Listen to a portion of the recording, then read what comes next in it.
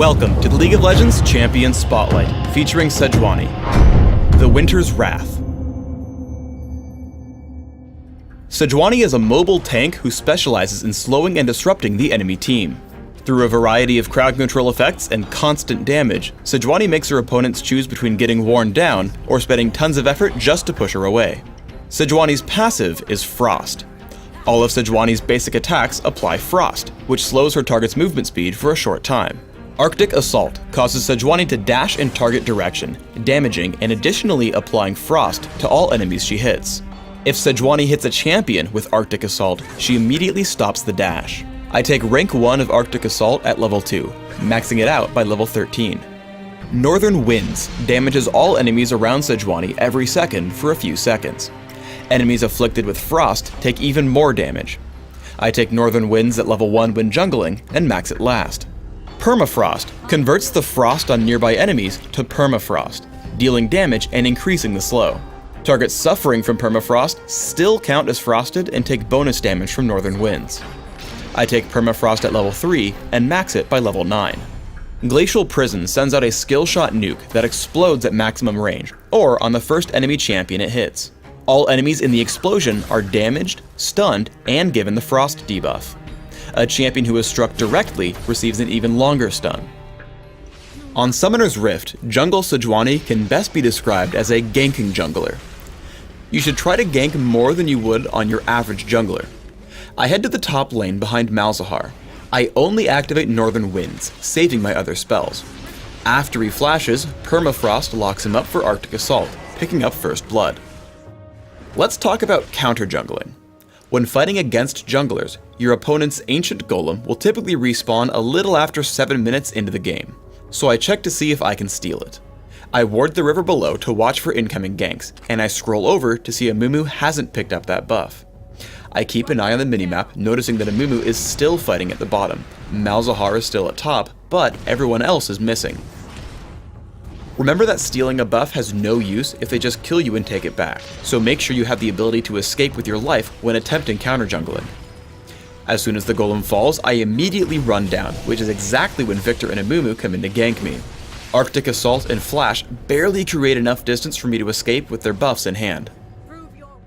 When ganks involve more than just one opponent, rely on Sejuani's crowd control to enable kills for your teammates. As I gank the bottom lane, I lead with Arctic Assault, using Permafrost to ruin Caitlyn's chances for escape. However, as she dodges Ashe's ultimate and exhausts me, I toss out Glacial Prison to ensure she falls. After, I turn to Dr. Mundo. Permafrost drops his movement speed, and once I'm sure my teammates can get the kill, Arctic Assault gets me out of turret range, picking up 2 kills with no losses. Sejuani's aptitude for consistent crowd control is unmatched. With only Ashe to help, I run in on 3 enemies. My first target is Malzahar, so by having Dr. Mundo and Amumu run at me, I can sneak by with Arctic Assault. Between Permafrost and Northern Winds, Malzahar quickly dies. I want to head in to help Ashe, so I kite Dr. Mundo into like an Arctic Assault over the wall. Seeing Amumu running, Glacial Prison scares him into flashing a little bit too early and failing his escape. Though he has a lead on us, Arctic Assault catches up to Dr. Mundo. The combination of Frozen Mallet and Permafrost completely shut down his ability to chase down Ashe, giving us our 3rd kill of the fight. Always try to disrupt and kill the frail backline champions. As a team fight starts, I have the perfect opportunity to jump Malzahar and Victor. Opening up with all my basic abilities threatens Malzahar enough to target me with his ultimate. Now out of crowd control, Shaco is set up for an easy kill. As we now have a numbers advantage, I lock up the rest of their team with Glacial Prison, allowing us to pounce onto Victor as well. Dr. Mundo now has to make his escape, but I pump out way too much slow for him to make it out. Seeing more enemies, I continue the charge, but have to run from Caitlyn as I'm low on health. However, I take a heal from Nidalee, so I head back in. Flash into Arctic Assault allows me to catch these 2 running enemies, giving us all 5 kills for only 1 death in the fight. On Dominion, Sejuani is basically a big bully. Pushing in on Lee Sin, he doesn't have any way to continue fighting my teammate. I guess on LeBlanc's position and just barely miss her in the Fog of War with Glacial Prison. I choose to push out and chase her down, although Rammus probably could have caught her by himself.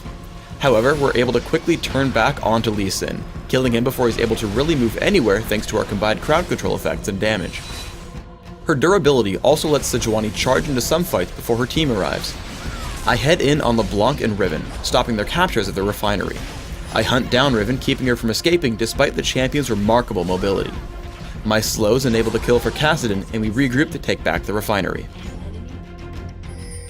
For runes, I take flat armor marks, flat armor seals, magic resist per level glyphs, and gold generation quintessences. This build is aimed at clearing the jungle with safety while setting up for late game durability and wealth. For jungling masteries, take 0, 17, 13, focusing on a few key stats. For jungle power, take the masteries that reduce and return damage to minions in defense, plus runic affinity in utility. To fulfill your role as a tank, grab armor, health, movement speed, and bonus gold wherever possible. Grab smite and flash for summoner spells, mastering both. On Dominion, or when not jungling in Classic, 121-8 works great. Swap minion-specific masteries in defense for further damage reduction, and swap your summoners for exhaust and heal, mastering both. In Classic, open with cloth armor and 5 health potions, quickly buying boots of speed so you can roam around and gank. Grab extra income through Philosopher's Stone and Heart of Gold, then transition into building more durability. Take Ninja Tabby or Mercury Treads depending on your opponents, and build Aegis of the Legion. From here, make some decisions in your build. Shirelia's Reverie grants extra mobility and team utility. Frozen Mallet will lock up individual targets. Force of Nature is excellent against magic damage, and Randuin's Omen is great against physical.